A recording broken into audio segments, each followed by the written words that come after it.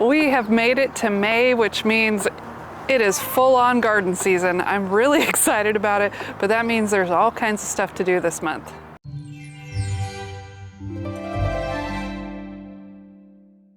Hi friends, I'm Laura, this is Double Vision Homestead, and I've got a list of tasks for May, and it's a big one. So first off, we always start with harvesting what we planted and eating it, because if we're not doing that, what's the point of gardening? So as you can see, my jungle of peas here, this is a purple potted pea, so they're very easy to find. It stands out from the green, so we will be eating lots of peas this month.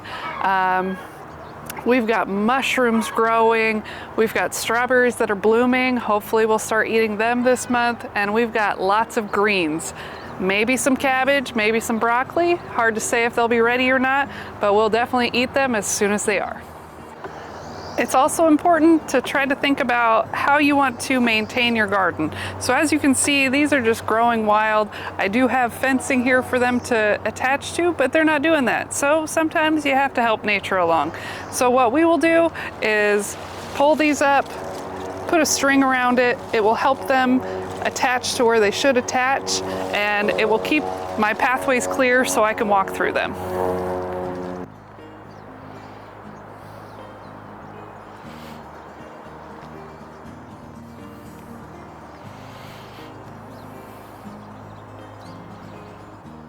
I talked about transplanting plants, but it's also time to get seeds in the ground. So this is when you can start getting your warmer weather crops planted. I plan to have pole beans growing up this, giving nice shade for me to sit in and easy harvesting. So I will plant bean seeds just all along here, let them sprout, let them grow up. Also, I like to plant crops that like shade underneath pole beans. So I have some cilantro here, but I'm going to have a huge row of cilantro going underneath the beans as well.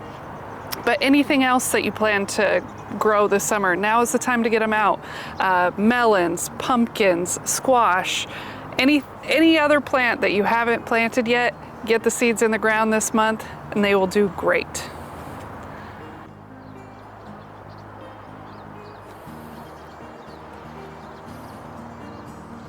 If you've started plants indoors, now's probably the time to start transplanting them. So as you can see, I started these tomatoes indoors. They just went out in the garden, and I've got lots more plants to get in here. If you haven't gotten your garden beds ready, it's not too late. I was just asked yesterday if it was too late to start a garden. Heck no, you got lots of time left. So in this space, I plan to put more garden beds in all along this fence and behind me, but I haven't gotten to it yet. It's not too late. I can get them in, I can plant in them whenever I get time for it. So don't worry about it, you're not too late, get your garden going.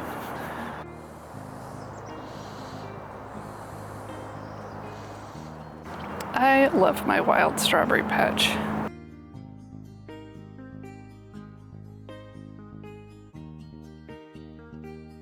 Every month we have this one task that we just hate doing, but it's important to do. For me, it's weeding. I've gotten most of my weeding done for this beginning of the season. I haven't gotten all of it. So that will be for sure need to get done so I can plant my corn, because this is where my corn's going. I need it to be weed free and happy for the plants. So I'm in my tunnel.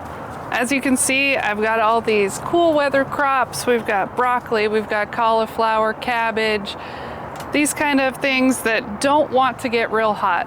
Well, the whole point of a hoop house is to keep it warmer. So these will have to get moved, which is why I keep them in buckets, so that once the warm weather comes around, I can move these out to the fenced garden. They'll still be safe from the deer, but they won't bolt from the warm weather. So these will get moved out. I will bring in the warm weather crops, like mostly peppers. This thing becomes a pepper forest. I'll get my peppers in here.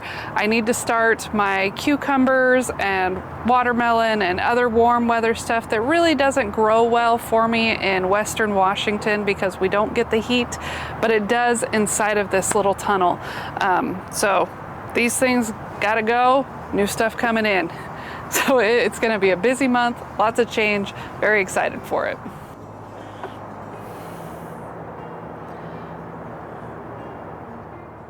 The plants I start inside are delicate. They require a ridiculous amount of time getting them accustomed to living outside. So I will be spending the next week or two, really, depending on my schedule, getting them used to being outside. It's a very delicate process. You bring them out a couple hours, leave them in the shade, put them back in the next day, maybe a couple hours with some sunshine. It takes a long time. So these pepper plants, I've been babying for months. I'm not about to kill them by putting them directly in the hot sun. So we are working on transitioning them to outdoors, and as soon as I do, they will be going in the tunnel this month. My garden room for starting plants is pretty bare right now, and I try not to keep it bare for really any length of time throughout the year. So now that I've evicted my tomatoes, my peppers are going out, everything that I've started, it's time to start more plants. It is always time to keep planting because that's the only way to keep having plants ready to eat. So in this container, I've already started a whole tray of flowers because, you know, with gardening, you want a little beauty too.